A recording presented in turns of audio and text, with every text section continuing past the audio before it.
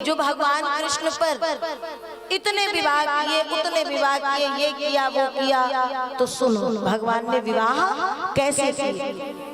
विवाह तो केवल एक हुआ रुक्मिणी मैया से। उसके पश्चात एक दिन श्री कृष्ण राज सिंहासन पर बैठे गए और एक राजा आते हैं जिनका नाम है सत्राजित। उन राजा के पास में पता चला है कि बहुमूल्य एक मणि है, जो मणि प्रतिदिन कुंटलों सोना उगलती है।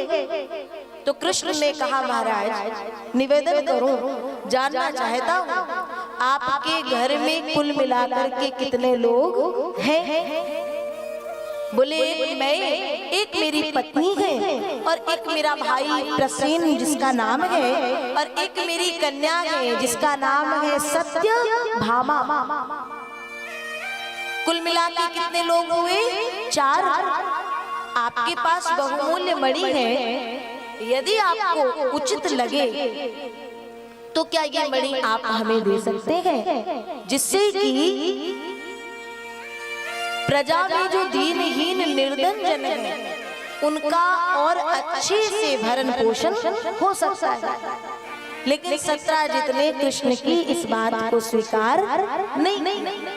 भगवान ने भी कहा भैया तुम्हारी मणि है, तुम्हारी वस्तु है, आपकी इच्छा नहीं है कोई बात नहीं। लेकिन एक दिन भाई प्रसेन उसी मणि को धारण करके और जंगल में वन में शिकार खेलने चले गए और वहां एक सिंह से उनका युद्ध हो गया और युद्ध होते होते वो प्रसेन वहां मारे गए। बाद में कहते हैं वो सिंह वो मणि लेकर के गया है और एक रीछ की गुफा के बाहर से निकला, मणि हाथ में थी। रीछ की कन्या को वो मणि बड़ी प्रिय लगने लगी, तो वो कन्या ने पिता से मांग की, तो रीछ ने उस सिंह से उस मणि को छुड़ा लिया। लेकिन जैसे ही पता चला कि प्रसेन मारे गए हैं और वहां पे प्रसेन का शव तो है लेकिन मणि नहीं है, तो सत्राजित का सबसे पहला इशारा गया किसकी ओर? कृष्ण कि कृष्ण ने मणि मांगी थी, हमने नहीं दिया, तो कृष्ण ने मेरे भाई को मार के मणि ले ली। भगवान को पता चला है, तो इतना बड़ा कलंक जो लगा है उसे हटाने के लिए भगवान चलते हैं। वहां गए जहां प्रसेन का शव पड़ा था और बाद में उस शव के आगे सिंह के पांव के निशान है और वो पांव के निशान जहां जाते हैं कृष्ण वहीं गए और एक गुफा के बाहर वो पद चिन्ह थम जाते, रुक जाते और वहां रीछ के पांव के निशान जैसे ही भीतर गए तो सुनना ध्यान से, एक बहुत ही रूपवान कन्या एक पालने में एक झूले में बैठी है और बैठे बैठे उस मणि हाथ में लेकर के उस मणि के साथ क्रीड़ा कर रही, खेल रही। भगवान ने मणि की मांग की है, वो रीछ भगवान को पहचान नहीं पाए प्यारे और कृष्ण से युद्ध आरंभ कर दिया। नस नस ढीली हो गई। तब बाद में पता चला ये परमात्मा कोई साधारण नहीं है। ये कौन है पता है? वो रीछ भगवान के रामा अवतार के जामवंत जी महाराज हैं और अपने इष्ट को आज पहचान नहीं पाए हैं। जैसे ही भैया युद्ध करते करते पिटते पिटते जब स्थिति डावाडोल हो गई तब रीछ चरणों में गिरे।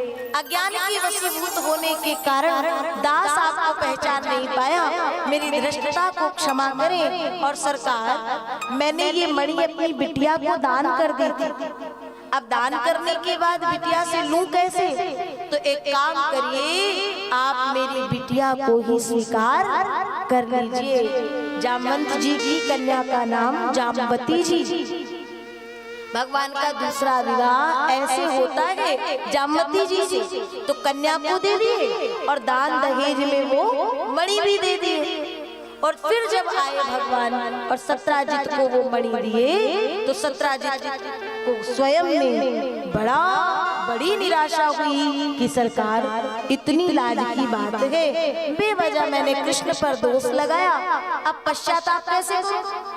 तो अपनी बिटिया सत्यभामा लेकर के गए और सत्यभामा से भगवान का तृतीय विवाह करा दिए। चरणों में गिर के की सरकार मेरी ये कन्या को आप सेवा में स्वीकार करें और उसके साथ साथ ये मणि को ले ले। तो तीसरा विवाह ये हुआ। फिर नागनी जी थी, मित्रवृंदा, कालिंदी, लक्ष्मणा और उधर रुक्मिणी जी, ऐसे ये 8 विवाह संपन्न हुए। फिर 16,100 तो भौमासुर नाम का एक राजा है जिसने कि हर राज्य से कन्याओं का हरण कर करके लाता है और अपने यहाँ बंदी बना के रखता है। कृष्ण को पता चला तो कृष्ण जाते हैं और उस भौमासुर से युद्ध करके भौमासुर का प्राणांत किए और जितनी कन्याओं को बंदी बनाया था उस समय उनकी संख्या कुल 16,100 थी। उन सबको कारागार से छोड़ा तो कन्याओं ने कहा सरकार आज हमारे पास 2 ही मार्ग है, या तो हम अपना अपना प्राणांत कर दें और या तो आप हमें सेवा में स्वीकार कर। हमारी पवित्रता और अपवित्रता का ज्ञान प्रभु आपको है, लेकिन ये जगत के संबंध जितने हैं ना ये कोई मानने वाला नहीं है। तो हम तो या तो अपने प्राण दे दें क्योंकि घर जाएंगे ना तो हमारे ही कुटुंब के परिवार के जन स्वीकार नहीं करेंगे। तो इतनी निरपराध कन्याओं का बेवजह प्राणांत हो जाता, इससे अच्छा था भगवान ने कहा मैं एक पद्धति से इनसे विवाह करके और इनको शरण दे दूं। तो इस तरीके से भगवान के कुल मिला के 16,108 विवाह संपन्न हो गए। बोलिए बांके बिहारी